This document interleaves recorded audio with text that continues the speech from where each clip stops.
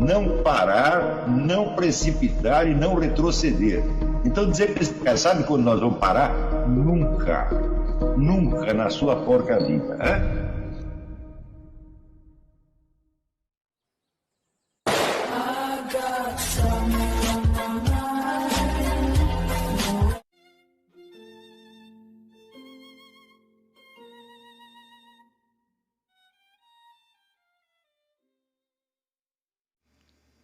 E aí pessoal, tranquilo?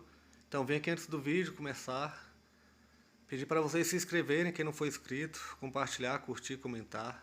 Quem puder seja membro do canal, que isso ajuda bastante. Tem também o link do Apoia-se.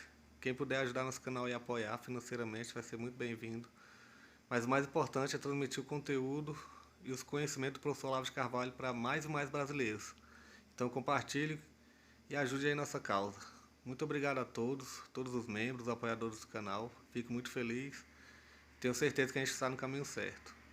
Então fiquem com o vídeo e até mais. Valeu! Diz, a primeira dessas condições é o seguinte: até o século XVIII, os governos conheciam muito pouco as suas próprias nações. Eles não sabiam nem quantos habitantes tinha o país, o quanto se produzia, não sabia nada.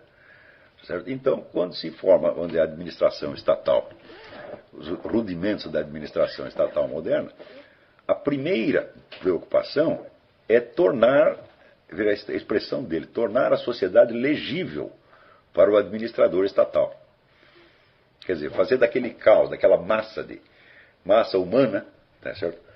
Algo que fosse inteligível para o governante, de modo que ele pudesse entender, portanto, pudesse tomar decisões que fossem pertinentes. Né?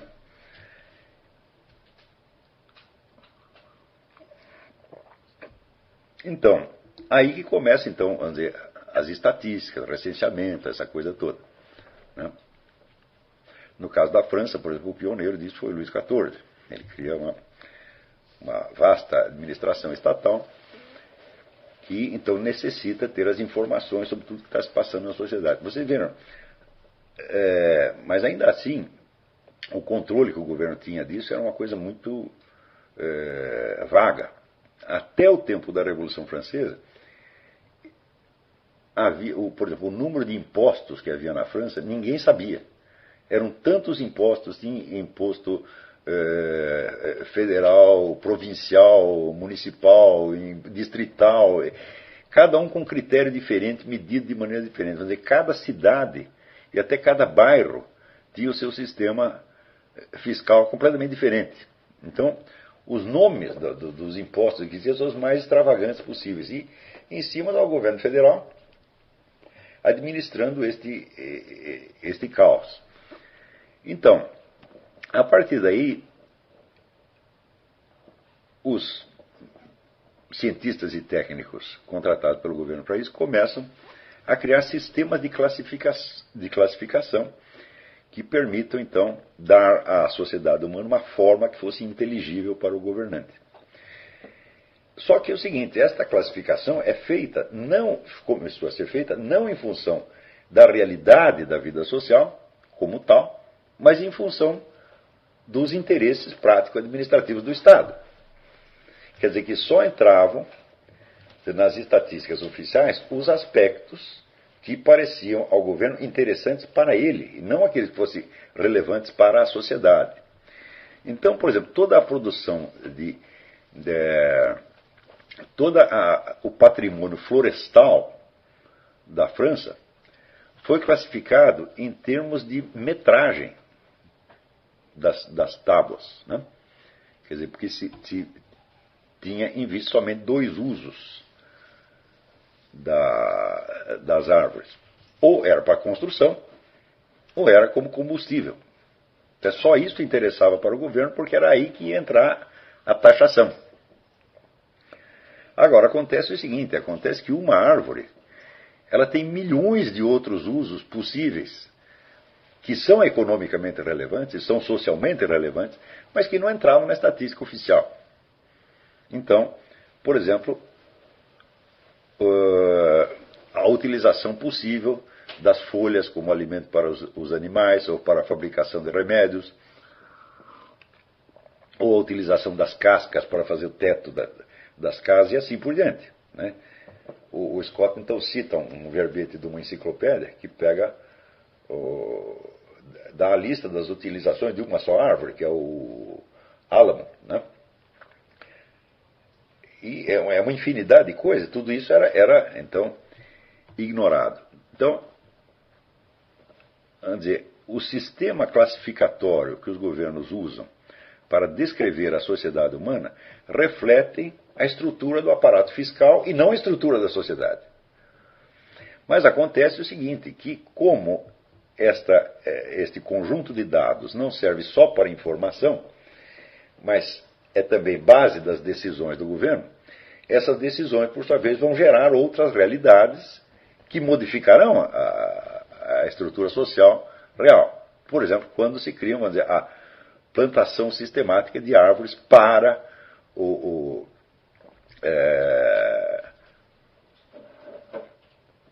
a indústria madeireira ou para servir de combustível. Então se criam aquelas fileiras de árvores, todas classificadinho, árvores todas do mesmo tipo, plantadas em linha reta. Essas árvores modificam brutalmente, né, o sistema ecológico inteiro. Então daí você já tem uma espécie de segunda realidade que se sobrepôs à primeira. E, em parte, aquele mundo ideal, né, concebido pela administração estatal se torna real de algum modo. Tá certo? Porém, se antes disso o caos social já era ininteligível, esses dados o tornam ainda mais ininteligível. Curiosamente, você vê, e o James Scott observa, que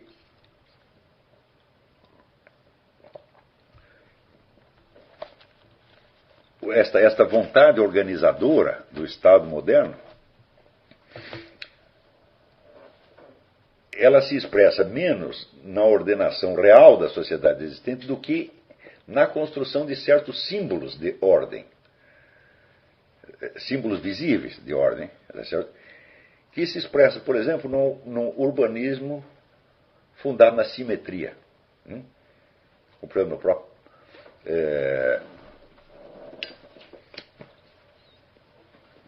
desenho, por exemplo, dos jardins de Versailles, que são todos organizados geometricamente. E na criação de cidades que têm todas uma forma geométrica e uma simetria.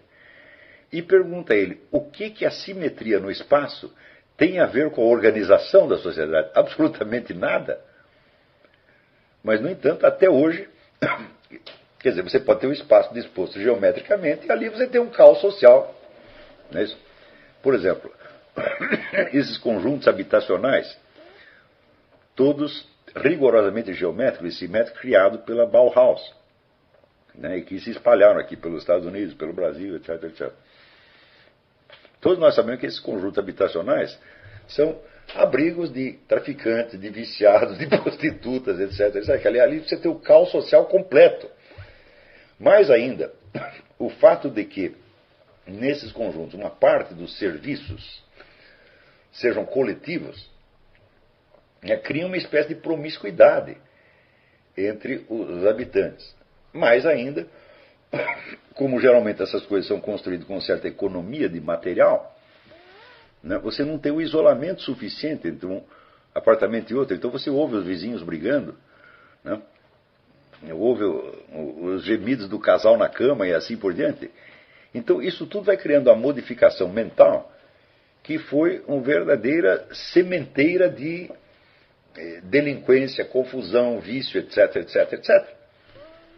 Portanto, esse geometrismo e simetrismo das construções, ele virou como um símbolo substitutivo da ordem, embora ele gerasse exatamente o contrário, que é o caos.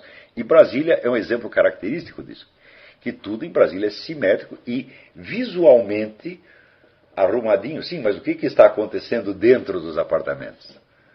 Não é isso? Então, por exemplo, o comércio ilícito de apartamentos funcionais. Ora, qualquer indivíduo que conhecesse a sociedade brasileira e conhecesse a classe política brasileira deveria saber que isso ia acontecer. Só que não existem esses conceitos no urbanismo. a ciência do urbanismo. Então, ela só vê aquilo que é do seu interesse. O resto não, o resto é para os sociólogos, os psicólogos sociais, etc, etc, etc. Então, a criação desta administração central racionalizada é a primeira das condições para que haja um grande desastre de planejamento social. Claro que isso também possibilita o sucesso em alguns casos. Mas, então diz o Scott, primeira condição para o desastre, a legibilidade da sociedade nos termos que interessam à administração estatal. Em segundo lugar, é preciso que a isto se acrescente uma ideologia modernista. Ele até para distinguir entre várias camadas, vários graus de ideologia, ele chama ideologia automodernista. Automodernista, quer dizer, é o modernismo extremado. Que acredita, então, na possibilidade de você criar sociedades ideais a partir da modificação do ambiente físico, a partir da implantação de leis, etc, etc. Essa é a segunda condição. Terceira condição, é necessário que exista um Estado autoritário que tenha força para impor essas modificações, porque senão elas serão dissolvidas. Quer dizer, numa democracia você pode discutir a coisa infindavelmente e os planos vão por água abaixo. Né? Quer dizer, surgem tantas objeções e tanta confusão que não dá para implantar a reforma. Então precisa de um Estado autoritário. E a quarta condição é uma sociedade cultural e psicologicamente debilitada que seja incapaz de reagir ao planejamento estatal. Quando junta essas quatro coisas, né, então você tem aí a promessa do grande fracasso do planejamento estatal. Então, no século XX, com a ideia da engenharia social, então praticamente se dissemina a crença de que vários grupos humanos estão habilitados a reformar sociedades inteiras, sem consultar a sociedade. Quer dizer, a hipótese de consultar a sociedade já se tornou tão remota. Por quê? Porque a própria existência da sociedade como fenômeno concreto já desapareceu sob a grade de conceitos classificatórios usado pela administração estatal. Quer dizer, por um lado existe a sociedade real, mas ela é inapreensível. Só sobra aquilo que está no recenseamento e que pode ser quantificado. Então esses dados quantificados constituem, vamos dizer, o que é a sociedade vista pelo Estado, em vista do interesse da administração. E esse interesse se traduz, sobretudo, na simplificação, evidentemente. Mas, se você tiver uma diversificação, por exemplo, de critérios, não há possibilidade de planejamento central. Por exemplo, se você tiver uma autonomia provincial ou municipal muito pronunciada, você terá uma diversificação. Cada cidade faz uma lei diferente, então como é que você vai fazer um planejamento central? Então, a ideia mesma de planejamento estatal vem junto com a ideia de unificar e simplificar. Muito bem, você unifica e simplifica os critérios, mas você não modificou a sociedade ainda. A sociedade continua diversificada e confusa como antes. Então, a introdução aí do planejamento estatal entra como mais um elemento complicador do conjunto. Não é isso? Então, isso quer dizer que, na prática, você vê que quanto mais unificado, racionalizado e organizado está o planejamento, mais confusão você vai gerar.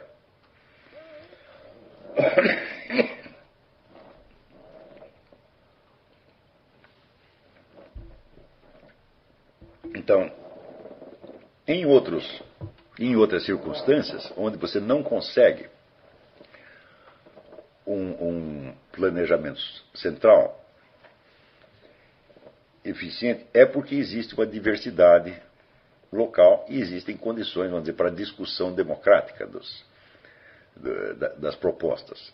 Essa discussão, por sua vez, pode ser enviesada por outros planos de engenharia social que cruzam, vamos dizer, com os objetivos nominais do Estado. Eu vou lhe dar um exemplo.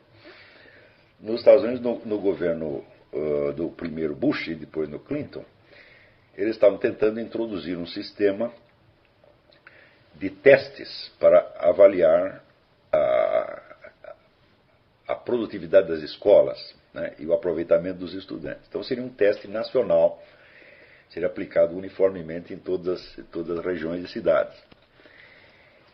E isso suscitou tantas objeções e tantas confusões que até hoje não foi possível introduzir o teste. Um teste como nós temos no Brasil, o Enem, né, não existe o Enem americano, não foi possível implantá-lo devido ao número de objeções. Entre estas objeções, vejam você, as mais terrificantes vieram da parte de grupos interessados em implantar o vocabulário politicamente correto. Ou seja, também é um plano de, como é que se diz, um plano de engenharia social que visa modificar a sociedade de acordo com certas pautas que são as que aquele grupo escolheu. Então, tem um livro de uma senhora chamada Diane Ravitch, em que ela conta essa história. Ela trabalhou neste projeto, ela foi subsecretária de Educação por um tempo, e ela trabalhou nesse projeto e ficou quase alucinada com o número de objeções que surgiam na escolha dos textos para os testes. Então, os textos foram escolhidos assim, textos populares, nenhum clássico da literatura, né, coisa de razoável inteligibilidade para as crianças. Viram para crianças da quarta série, quarto ano, né?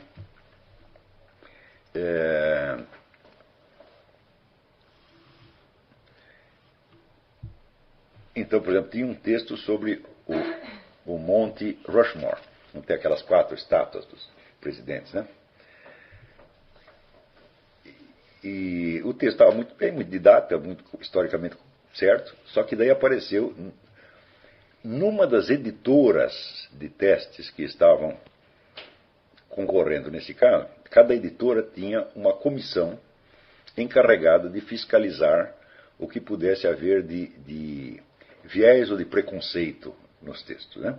Cada editora tinha a sua comissão. E numa das comissões aconteceu que tinha um índio navarro. E os navarros não gostavam daquelas estátuas, porque tinham sido construídas num território que era deles, e aquilo para eles parecia mortalmente ofensivo. Então o texto foi tirado. Né? Tinha um outro texto que falava sobre a vida nas montanhas, etc, etc. Então o texto foi considerado discriminatório contra as pessoas que viviam fora daquela região. Né? Daí tinha um outro texto sobre um rapaz cego que se tornou um alpinista, né, famoso. Então o texto também foi vetado porque era discriminatório contra as pessoas visualmente incapacitadas. Né? Ou seja, o fato de você elogiar o indivíduo por ele se tornar um alpinista apesar de cego foi considerado discriminatório porque estava insinuando que a pessoa que não vê tem alguma desvantagem em relação àquela que vê. Então, isso é altamente discriminatório. Ela dá uma coleção assim, impressionante desse negócio, e você lê aqui e você fala, mas isso é um hospício, evidentemente. Mas você vê, o projeto do teste era, vamos dizer, de introduzir uma ordem estatal na educação federal, na educação do país inteiro. Claro que houve objeções de outro tipo também, objeções conservadoras, no sentido de que não seria lícito o governo federal controlar a educação. Quer dizer, as cidades, as regiões, etc., têm o direito de educar essas crianças do jeito que elas bem entenderem. Então, o simples fato de surgir essa discussão, veja, no Brasil seria quase impossível surgir uma discussão desse tipo. Né? Em primeiro lugar, porque ninguém está a fim de educar criança nenhuma, está todo mundo querendo empurrar isso para o governo federal. Mas, agora, os Estados Unidos têm uma longa tradição de educação local. Isso foi, se você comparar, por exemplo, a educação nos Estados Unidos e no México, a educação no México sempre foi estatal desde o século XIX. E foi um desastre completo. Ao passo que aqui Só se criou um Ministério da Educação no governo Carter. Né? Mesmo assim, esse ministério não tem poder regulatório sobre toda a educação, até hoje não tem. Então, quer dizer que a educação deixada por conta da sociedade, quer dizer, por conta, vamos dizer, das escolas, dos sindicatos, das fábricas, etc., cada um criava a escola do jeito que bem entendia, funcionou muito melhor do que a educação estatal. Mas, quando tentaram implantar o teste, então, este projeto de intervenção planejada na sociedade cruzou e entrou em choque com outro projeto, que é o projeto do politicamente correto. Também é um projeto de engenharia social. E está empacado até hoje. O teste, feliz ou infelizmente, até hoje não pôde ser implantado. Mas o James Scott diz que uma das 4 condições, então, é a existência de uma ideologia dominante de tipo automodernista, quer dizer, uma ideologia utópica, que acredite na possibilidade da criação de uma sociedade mais perfeita a partir, vamos dizer, da ação política organizada. E ele diz que esta ideologia, ela se legitima com um discurso científico, mas que em si mesma não tem nada a ver com a ciência. Né? Mas foi justamente aí que a coisa me chamou a atenção. Se isto tem algo a ver com a ciência ou não, é algo que escapa do assunto que o Scott está estudando. Ele está estudando do ponto de vista sociológico, e ele não é um historiador das ciências. Mas eu até já mencionei isso aqui em outras aulas. Você vê que é característico de toda ciência modelar o seu objeto segundo os seus métodos, e não segundo a natureza, entre aspas, desses mesmos objetos. Né? Porque, evidentemente, qualquer ente do mundo real pode ser visto sob uma multiplicidade de ângulos, dos quais um não pode ser deduzido dos outros. Né?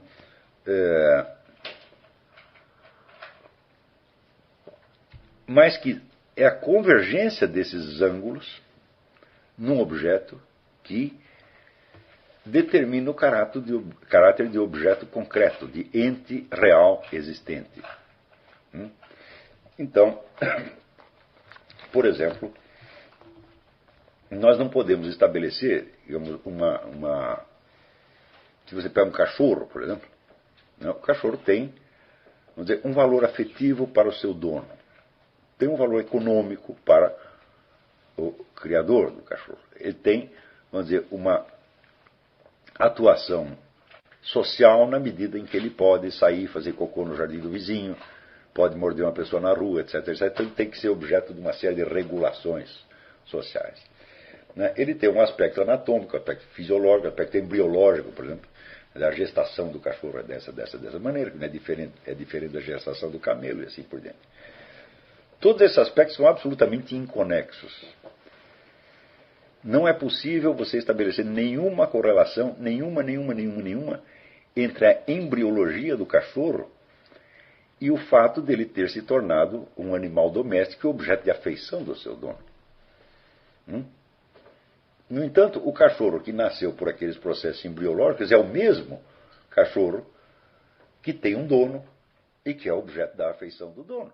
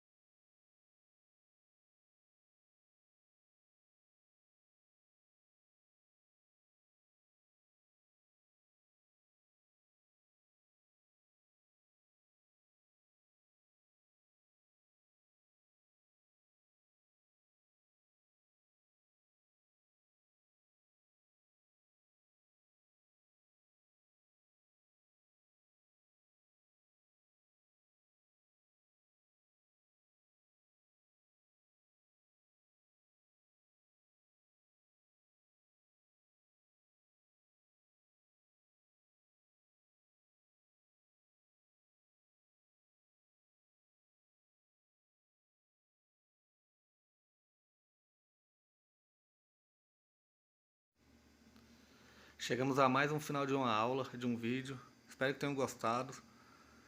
Quem não se inscreveu ainda, se inscreva, compartilhe, comente. Ajude o nosso canal, apoie, seja membro. E ajude o nosso canal a chegar a cada dia a mais brasileiros que precisam muito do conhecimento do professor Olavo de Carvalho. Então é isso aí, fique com Deus, até o próximo. Valeu! Então é isso aí, pessoal, que é o nosso canal, que são alguns livros que eu já li. A maioria foi doação, mas alguns eu adquiri, professor Olavo de Carvalho. Alguns livros se perderam aí que eu emprestei, professor Alexandre Costa, a Bíblia Sagrada. 10 lições sobre Karl Marx. Indico a não ler esse livro, que é muito ruim mesmo. Alguns pensadores aqui que realmente, como o professor Olavo de Carvalho disse, não são pensadores. Valeu, tamo junto aí. Apoie nosso canal, seja membro.